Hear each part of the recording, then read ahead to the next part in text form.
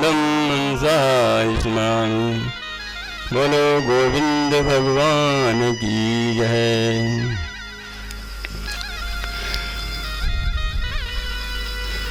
तो प्रसंग है श्री रामचरितमानस में श्री गोस्वामी तुलसीदास जी महाराज कहते हैं, प्रगति चार पद धर्म के कलमों एक प्रधान। एन केन विधि दीने दान करे कल्याण। तो क्या कहा है, धर्म के चार चरण बतलाए हैं। धर्म रूपी बैल है, जैसे बैल के चार चरण होते हैं, चार पैर होते हैं, इसी प्रकार धर्म रूपी बैल के चार चरण बताए गोस्वामी तुलसीदास महाराज ने। नंबर एक क्या है? नंबर एक सत्य, नंबर दो है तप, नंबर तीन पवित्रता, नंबर चार दान। तो कहा है एन केन विधि दीने दान करे कल्याण। तो सत्य तो सतयुग में ही था, जब मनुष्य सत्य पर चलते थे। जैसे महाराजा हरिश्चंद्र सत्य पर चले, नाक रगड़ गए। पहले जब उन्होंने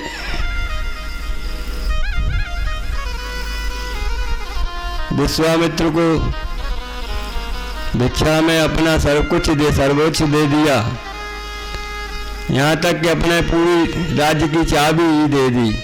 तो चाबी दे दी, सब कुछ दे दिया। बाद में 20 बार सोना भी देने को कहा। तब सोना न होने क्योंकि राजपाट कोष खजाना सब कुछ दे चुके थे। तो बाद में उन्हें काशी में जाकर के अपने पुत्र को बेचना पड़ा, अपनी पत्नी को बेचा और स्वयं बिक गई। और एक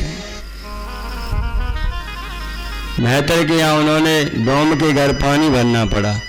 तो सत्य बड़ा कठिन है, सत्य पर चलना बड़ा कठिन। सत्य तो सतयुग में ही था। तो इसलिए कहा है कलयुग में तो केवल दान की महिमा बताई है।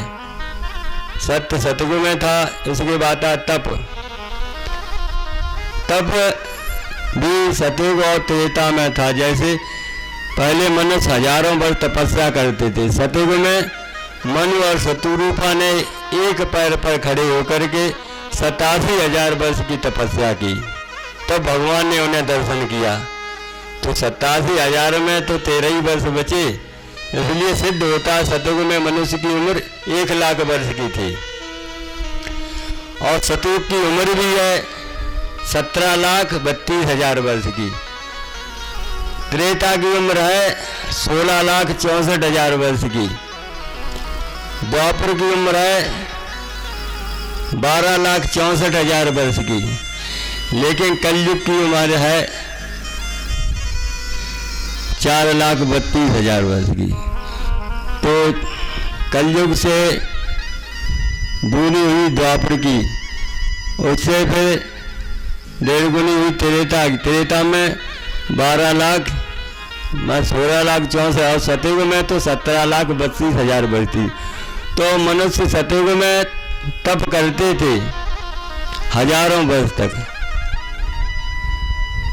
त्रेता में भी कुछ सत्य रहा, जैसे सत्य पर हमारे धर्मराज युधिष्ठिर चले।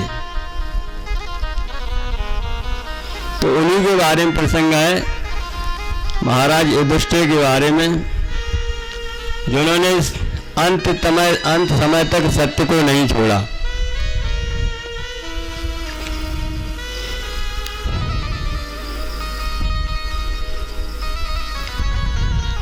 सत्यम वद, जिसे कहते हैं सत्य बोलो, इसको चरितार्थ किया हमारे धर्मराज युधिष्ठिर ने। इसका जीवन पर्यंत सत्य का पालन किया। भगवान के कहने पर भी, भगवान श्री कृष्ण के कहने पर भी ये झूठ नहीं बोले। भगवान ने कहा तुम झूठ बोल दो, हम तुम्हें नरक से बचा लेंगे, लेकिन महाराज हम झूठ नहीं बोलेंगे, हम अपनी प्रतिज्ञा नहीं तोड़ेंगे। एक बार इनके गुरु द्रोणाचार्य अपने शिष्यों को यही पाठ पढ़ा रहे थे, सत्यम लिखा रहे थे। तो दशराष्ट्र के पुत्र थे दुर्योधन, दुशासन, इनने सत्यम लिख लिया। पांडु को भी पुत्र जैसे भीम, नकुल, सहदेव, इनने भी सत्यम लिख के दिखा दिया। लेकिन धर्मराज युधिष्ठिर ने नहीं दिखाया। ये अपने मन ही मन प्रतिज्ञा कर रहे थे, जब तक ये मेरा सत्यम रोम रोम में नहीं समा जाएगा तब तक हम आगे का पाठ नहीं लेंगे। कई दिन हो गए गुरु, ये 2-4 दिन हो गए, गुरु ने कहा लिख के दिखाओ सत्यम, इन्होंने नहीं दिखाया। तो गुरु ने बहुत डांटा कि तुमने ये सबने लिख लिया, जबकि ये सभी शिष्यों में सबसे होशियार थे। लेकिन उस दिन ये मूर्ख बन गए। जब नहीं दिखाया तो इन्होंने शिष्यों को आज्ञा दी कि पकड़ो इनका कान। तो सभी भाई दुर्योधन, दुशासन ने कहा आज हमारी मौका मिला, क्योंकि ये रोज तो हमारा कान पकड़ते थे, आज हम इनका खूब जोर से कान पकड़ेंगे, खूब मरोड़ेंगे, ऐसा सोच रहे। तो कोई इनका खूब जोर से कान पकड़े, कोई जोर से थप्पड़ मारे, ये कौरव के पुत्र, लेकिन कोई धीरे से कान खींचे और जरा सा थप्पी लगा दे, इस तरह से। लेकिन ये अपने मौन रहे।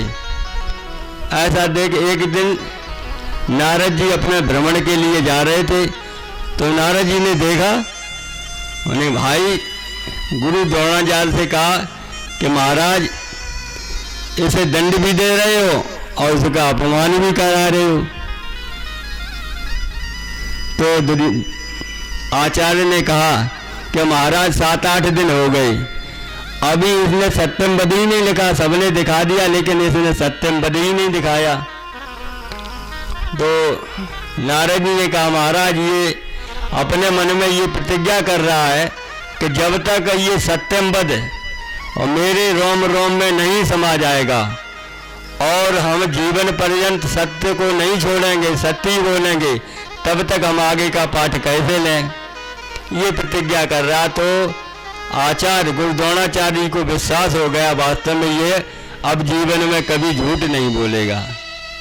तो उन्होंने जीवन पर्यंत झूठ नहीं बोला। महाभारत के समय जब द्रोणाचार्य नहीं मर रहे थे तो ये धर्मराज युधिष्ठिर ने कहा, श्री कृष्ण भगवान श्री कृष्ण के पास जाकर कहा कि महाराज आचार्य तो मर ही नहीं रहे, विजय कैसे हो गई। तो भगवान श्री कृष्ण ने कहा कृष्ण के मरने का तो बहुत ही सरल उपाय है। तो महाराज युधिष्ठिर ने कहा महाराज कौन सा सरल उपाय है कि तुम जाकर के कह दो अश्वत्थामा मारा गया, ये तो आप ही मर जाएंगे। तो धर्मराज ने कहा महाराज हम झूठ नहीं बोलेंगे, राज्य के लिए हम झूठ बोलें और मुझे रात मेरी जीत हो या न हो, लेकिन हम झूठ नहीं बोलेंगे। पास में और भी नकुल सहदेव खड़े थे, भीम खड़े थे। उन्होंने कहा आप बोल दो, मैंने कहा हाँ महाराज। मैंने जाओ। तो नकुल गए, उन्होंने कहा महाराज आपका पुत्र अश्वत्थामा मारा गया। सहदेव गए, सहदेव ने भी कहा, अर्जुन गए, उन्होंने भी कहा। बाद में भीम ने भी ललकारा कि आपका पुत्र अश्वत्थामा मारा गया, लेकिन गुरु द्रोणाचार्य नहीं बोले। तो बाद में भगवान श्री कृष्ण भी गए कि आपका पुत्र अश्वत्थामा मारा गया। तो उन्हें पूछा आप कौन हैं कि हम भगवान श्री कृष्ण हैं। तो आचार्य ने क्या कहा, ऐसे तो अभी बहुत झूठ बोल के चले गए। तो भगवान श्री कृष्ण ने पूछा तो फिर आप किसका विश्वास करेंगे। तो गुरु द्रोणाचार्य ने कहा हम धर्मराज युधिष्ठिर की बात मानते हैं, अगर वो कह देंगे तो हम मान लेंगे।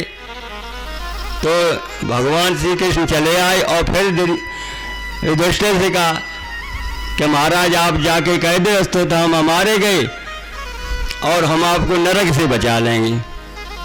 भाई झूठ बोलने से कहीं नरक होता, हम आपको नरक से बचा लेंगे।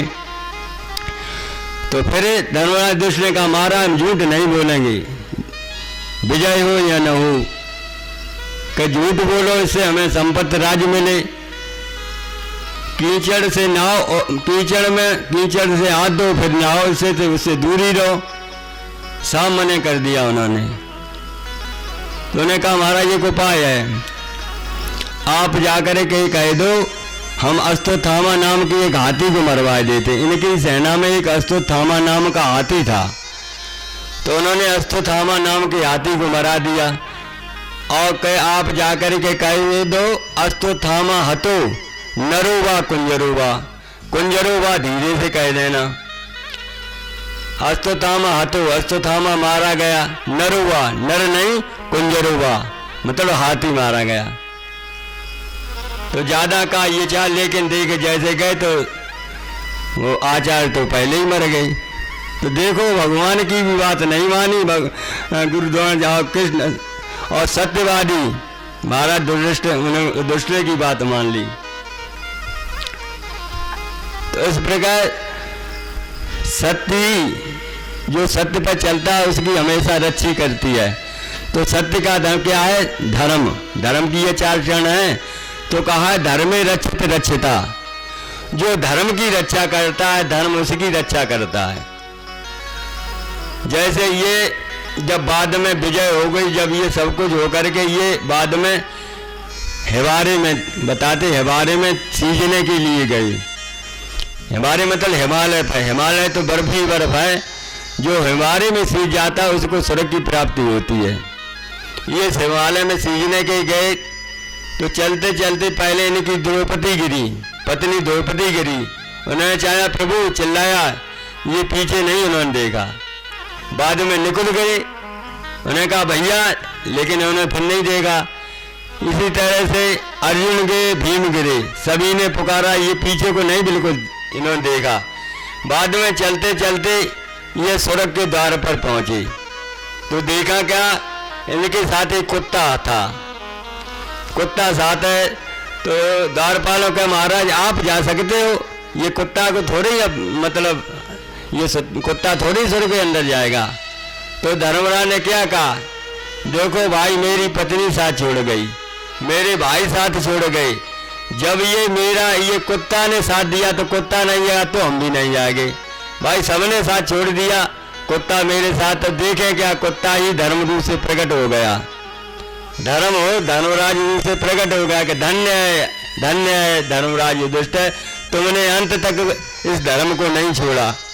तो ये धर्म मनुष्य के अंत तक साथ जाता है, बहते हुए जल में, गिरते हुए पेड़ से और जलती हुई अग्नि में अपना धर्म ही रक्षा करता है और अंत में धर्म ही साथ जाता है। हमारी पत्नी साथ छोड़ जाती हैं, बच्चे साथ छूट जाते हैं, भाई छूट जाते हैं, सब कुछ छूट जाता है, लेकिन साथ में ये धर्म ही जाता है और धर्म से हमारी स्वरूप की प्राप्ति होती है और उच्च मतलब अच्छी गति मिलती है। इसलिए हमेशा धर्म पर चलना चाहिए और सत्य पर चलना चाहिए। लेकिन सत्य बनने के कलयुग में तो एक ही हर चरण पर ये धर्म रह गया है। महाराज गोस्वामी दास जी कहते हैं, एन कैन विधि दीने दान करे कल्याण। तो दान से ही धर्म हम कर सकते हैं। जैसे भी बने इन हाथों से धन को मंदिर में लगाओ, यज्ञ में लगाओ, भागवत करो, जैसे भी हो गरीबों की सेवा में लगाओ, जैसे वो इस धन को धर्म में लगाओ। और धर्म की 3 गति बताई हैं। कहते हैं धर्म की 3 गति हैं, दान, भोग और नाश। रामचरितमानस में कहते हैं 100 धन धन्य प्रथम गति जाकी। धन वही है जिसकी पहली गति हो जाए, जो धर्म में लग जाए। 100 धन धन्य, धन्य मतलब वही धन्य है जो प्रथम गति जागी, जिसकी पहली गति धर्म में लग जाए, दूसरी गति का उसका उपभोग कर ले, और नहीं तो संचय करने से इसलिए नष्ट हो जाता है, भाई नाश होता है। जैसे आपने खूब न धर्म में लगाया न अपने उपभोग किया और जोड़ जोड़ के रखेते रहे, तो अगर आकर जाकर के आगे कुपूत पैदा हो गया तो वो तुम्हारी सब बर्बाद कर देगा। कहते हैं पूत कपूत तो क्यों धन संचय, और पूत सपूत तो क्यों धन संचय।